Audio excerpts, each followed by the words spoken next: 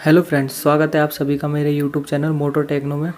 जैसा कि आज हम बात करने वाले हैं कि एबीएस काम कैसे करता है और एबीएस के मेन कंपोनेंट कौन से होते हैं और बाइकों या कारों में एबीएस क्यों लगाया जाता है। तो आज हम इसी के बारे में बात करेंगे और इसके लगाने के फ़ायदे क्या हैं। तो चले शुरू करते हैं। सबसे पहले हम एबीएस के मेन कंपोनेंट के बारे में बात कर लेते हैं। जो एबीएस के मेन कंपोनेंट है वो है मॉड्यूलेटर, व्हील स्पीड सेंसर और टोनर प्लेट। जैसा कि आप देख पा रहे हैं कि मॉड्यूलेटर के अंदर और भी कई पार्ट लगे होते हैं, जैसे कि मॉड्यूलेटर के अंदर ईसीयू भी मॉड्यूलेटर के अंदर लगा होता है, एक मोटर लगी होती है और एक सोलेनोइड और एक वाल्व का मैकेनिज्म होता है, जैसा कि आप वीडियो में देख पा रहे हैं। तो फ्रेंड्स, आपने एबीएस के मेन कंपोनेंट तो देख लिया है। अब हम एबीएस को इलेक्ट्रिकली समझने से पहले हम उसको प्रैक्टिकली समझ लेते हैं कि वो एबीएस कैसे काम करता है।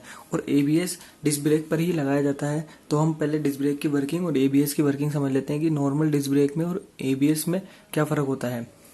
तो जैसा कि आप देख पा रहे हैं, ये मैंने कुछ कंपोनेंट लिए हैं। ये है डिस्क प्लेट और ये है हमारा कैलिपर।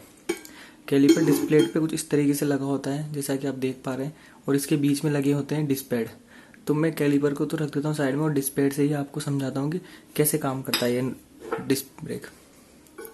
जैसा कि आप देख पा रहे हैं, मैंने डिस्क पैड लगा दिए हैं। जैसे कि आप देख पा रहे हैं, मैंने डिस्क पैड डिस्क प्लेट पे लगा दिए। अब जैसे हमारी बाइक रन करना स्टार्ट होती है तो अब मान लो हमारी बाइक की स्पीड हो गई है 50 के आसपास, और उस टाइम आप जैसे आप ब्रेक अप्लाई करते हो तो हाइड्रोलिक प्रेशर के कारण डायरेक्ट प्रेशर डिस्क पैडों पे लगता है पिस्टन के द्वारा।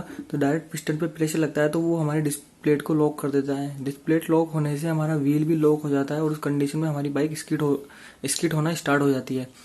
अब हम बाइक स्किड होना स्टार्ट हो गई है, तो बाइक स्किड होगी तो हमारे एक्सीडेंट होने के चांसेस बढ़ जाते हैं। जबकि डिस्क ब्रेक में ऐसा नहीं होता है। डिस्क ब्रेक में डिस्क पैडों पे डायरेक्ट प्रेशर नहीं लगता है, जो प्रेशर लगता है वो पल्स के रूप में लगता है।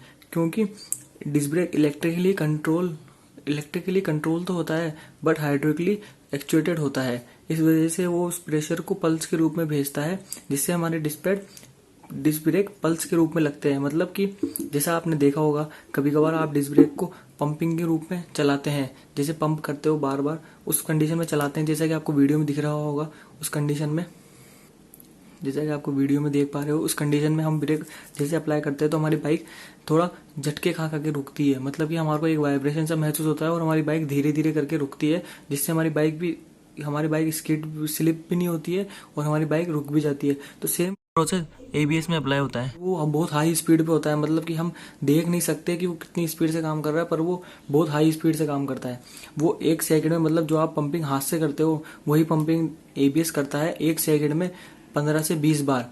मतलब ये मिनिमम है, 1 सेकंड में 15 से 20 बार। ये 25 बार भी चल जाता है और 30 बार भी चल जाता है। ये मतलब कि अकॉर्डिंग टू स्पीड, मतलब जितनी तेज आपकी स्पीड होगी उतनी ही तेजी से ये वर्क करेगा।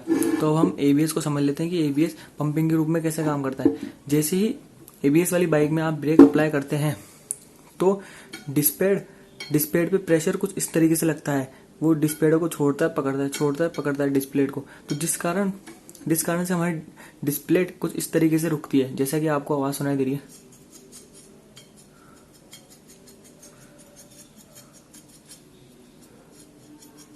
कुछ इस तरीके से हमारा एबीएस वर्क करता है। तो वो पंपिंग के रूप में जब वो उस पर प्रेशर लगता है तो हमारा व्हील भी लॉक नहीं होता है उस कंडीशन में, और हमारी बाइक स्किड भी नहीं होती है। तो अगर हमारी बाइक स्किड नहीं होगी तो हमारे एक्सीडेंट होने के चांसेस भी बहुत कम हो जाते हैं। तो जैसा कि आपने देखा कि ये पंपिंग के रूप में कैसे काम करता है। अब हम इसको इलेक्ट्रिकली समझ लेते हैं कि ये पंपिंग हमारे को इलेक्ट्रिकली कैसे मिलती है। क्योंकि नॉर्मल ब्रेकिंग में तो ब्रेक होस मास्टर सिलेंडर से डायरेक्ट कैलिपर में जाती है, जबकि एबीएस में ऐसा नहीं होता। एबीएस में मास्टर सिलेंडर से पहले ब्रेक होस मॉड्यूलेटर में जाती है, फिर मॉड्यूलेटर से कैलिपर में जाती है।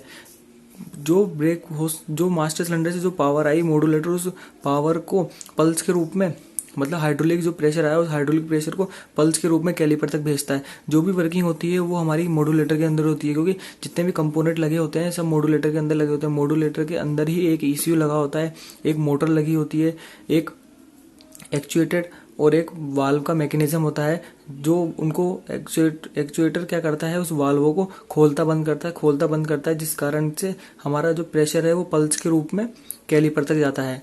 अब हम उस प्रोसेस को इलेक्ट्रिकली समझ लेते हैं एक चार्ट के द्वारा, जैसा कि आप देख पा रहे हैं। तो चले, जैसा कि मैंने आपके सामने एक ड्राइंग ली है, इसमें ये लगी है टोनर प्लेट डिस्क प्लेट के ऊपर और ये लगा है व्हील स्पीड सेंसर। जैसे हमारा व्हील घूमता है तो wheel speed sensor toner plate से रीडिंग लेकर के ईसीयू को देता है। ईसीयू उस रीडिंग को दो भागों में डिवाइड कर देता है। एक भाग तो जाता है आउटलेट वाल्व और इनलेट वाल्व की तरफ, और एक भाग जाता है हमारा आरएफपी मोटर की तरफ। अब जैसे मान लो हमारी नॉर्मल कंडीशन में ब्रेकिंग कुछ इस तरीके से काम करती है, जैसे कि आपको ये लाइन दिख रही है, ये लाइन है। मतलब जब हमारी बाइक में एबीएस काम नहीं करता है तो हमारी नॉर्मल ब्रेकिंग कुछ इस तरीके से होती है जिसमें आउटलेट वाल्व बंद रहता है, आरएफपी मोटर भी बंद रहती है, कोई सिग्नल नहीं होता है, एक्चुएटर भी बंद रहता है। और इस कंडीशन में क्या होता है कि जैसे हम अपने मास्टर सिलेंडर से ब्रेक अप्लाई करें तो डायरेक्ट ऑयल यहाँ से कैलिपर में जाता है, जबकि एबीएस में ऐसा नहीं होता है। मैं दूसरी ड्राइंग से आपको समझाता हूँ कि एबीएस में क्या होता है। एबीएस ऑन में, जब एबीएस ऑन होता है तो ये वाला वाल्व कुछ इस कंडीशन में होता है, जैसा कि आपको दिख रहा है, ये इस कंडीशन में होता है और आउटलेट वाल्व इस ओपन कंडीशन में होता है। तो जैसा कि आप देख रहे हैं, यहाँ से ये क्लोज हो चुका है कुछ इस कंडीशन में और ये ओपन हो चुका है।